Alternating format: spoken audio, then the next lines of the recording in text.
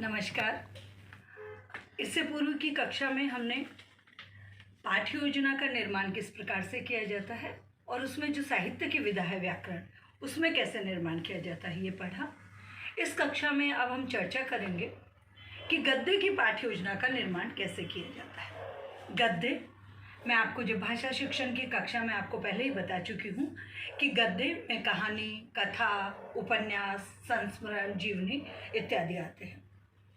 सबसे पहले गद्य की पाठ्य योजना में हम सामान्य उद्देश्य लिखेंगे। सामान्य उद्देश्य जो होते हैं हिंदी के, उसमें हिंदी भाषा के प्रति रुचि उत्पन्न करना, आप चाहे तो इसको नोट भी कर सकते हैं। शब्द भंडार में वृद्धि करना, बच्चों की तार्किक क्षमता का विकास करना, उनकी रचनात्मक और सृजनात्मक क्षमता को विकसित करना, ये सारे हमारे सामान्य उद्देश्य हो गए। विशिष्ट उद्देश्य जो होते हैं वो उस दिन जो पढ़ाया जाने वाला गद्यांश या पद्यांश जो टॉपिक हमारा होता है उस पर निर्धारित होते हैं। और आज का हमारा जो टॉपिक है वो है मित्रता। अब मित्रता हमारा टॉपिक है तो हमारे विशिष्ट उद्देश्य हो जाएंगे कि मित्र को कैसा होना चाहिए और मित्रता के लिए किसी भी व्यक्ति में कौन कौन से गुण होने चाहिए, ये हमारे विशिष्ट उद्देश्य हो गए। विशिष्ट उद्देश्य के बाद में सहायक सामग्री में आपकी पाठ्य पुस्तक आ गई है। पाठ्य पुस्तक के अलावा आपका श्याम पट, श्वेत पट और चौक और मार्कर, ये सारे आ गए हैं। फिर हम पूर्व ज्ञान पर चले जाते हैं। पूर्व ज्ञान की जांच करना।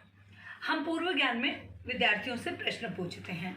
तो मान लीजिए कि मैंने वैशाली से पूछा कि वैशाली आप बताइए कि आपके मित्र कौन हैं, तो वो अपने मित्र का नाम बता देगी। दूसरा प्रश्न मैंने पूछा कि आपको लगता है कि मित्र में जैसे गुण होने चाहिए वो आपके दोस्तों में हैं, बच्चे जवाब दे देंगे। तीसरा प्रश्न मैंने पूछा कि मित्रता करने के लिए कौन कौन से गुण होने चाहिए।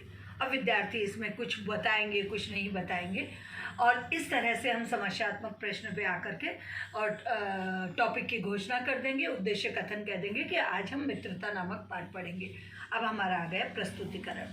प्रस्तुतिकरण में मैं पाठ्य योजना के चरणों के बारे में जब आपसे चर्चा कर रही थी तो पहले ही बता चुकी हूँ। सबसे पहले होगा आदर्शवाचन। मित्रता नामक पाठ का जो पहला गद्यांश या आपका गद्यांश है उसको छात्र, अध्यापक और अध्यापिका, जैसे अभी मैं वाचन कर रही हूँ कि राम और श्याम बहुत अच्छे मित्र थे, उन दोनों की मित्रता बहुत घनिष्ठ थी, वो दोनों प्रत्येक कार्य एक साथ करते थे, दुख सुख में साथ रहते थे। इस प्रकार जो गद्यांश है उसका छात्र, अध्यापक और अध्यापिका आदर्श वाचन करेंगे। आदर्श वाचन के बाद में जब वो आदर्श वाचन कर लेंगे तो उसमें ध्यान रखेंगे कि लय होना चाहिए, स्वर होना चाहिए, आरोह होना चाहिए, अवरोह होना चाहिए, व्याकरण आदि चिन्हों का प्रयोग होना चाहिए। उसके बाद में छात्र, अध्यापक विद्यार्थियों को अनुकरण के लिए कहेंगे। एक या दो विद्यार्थी, मैंने जैसे रीटा को कहा कि रीटा जो मैंने अभी पढ़ाया अब उसको पढ़ो। रीटा मेरे पढ़ाए हुए का अनुकरण करते हुए वैसे ही उस गद्यांश को दोहराएगी, वो हो गया आपका अनुकरण वाचन। अनुकरण के वाचन के बाद में जो आता है काठिन्य निवारण। जो गद्यांश हमने पढ़ा उसमें जो कठिन शब्द आए उनका निवारण करना।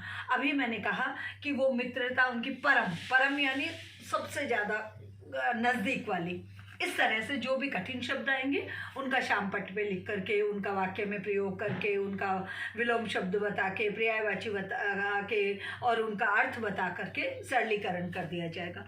फिर आ जाते हैं वस्तु विश्लेषण के प्रश्न। वस्तु विश्लेषण में हमने पूछा कि अभी जो हमने गद्यांश पढ़ा मित्रता नामक, इसमें जो दो मित्र थे उनके नाम क्या थे, तो उससे आपको ये पता चल जाएगा कि विद्यार्थी जो आप पढ़ा रहे हो उसमें ध्यान दे रहे हैं या नहीं। उसके बाद में आपका आ जाता है पुनरावृत्ति के प्रश्न। पुनरावृत्ति में जो गद्यांश या पद्यांश, ऐसे 2-3 बार जब हम दोहरा लेंगे, जो गद्यांश और पद्यांश पढ़ाया है उनमें वस्तुनिष्ठ प्रश्न पूछे जाएंगे जिसमें आप रिक्त स्थानों की पूर्ति और ये सब करवा लेंगे। फिर आपका अंतिम चरण आता है पाठ्य योजना का गद्य में गृह कार्य।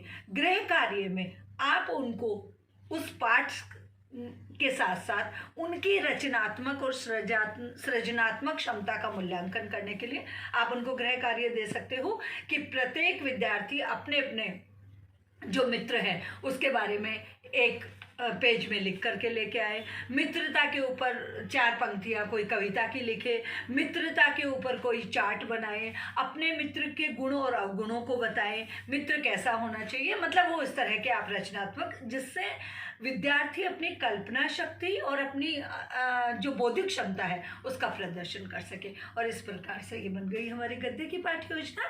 तो आज हमने इसमें गद्य की पाठ्य योजना के बारे में चर्चा की है। अब इससे अगली कक्षा में मैं आपको पद्य की पाठ्य योजना के बारे में बताऊंगी। और अब मैं अपने शब्दों को विराम देती हूँ।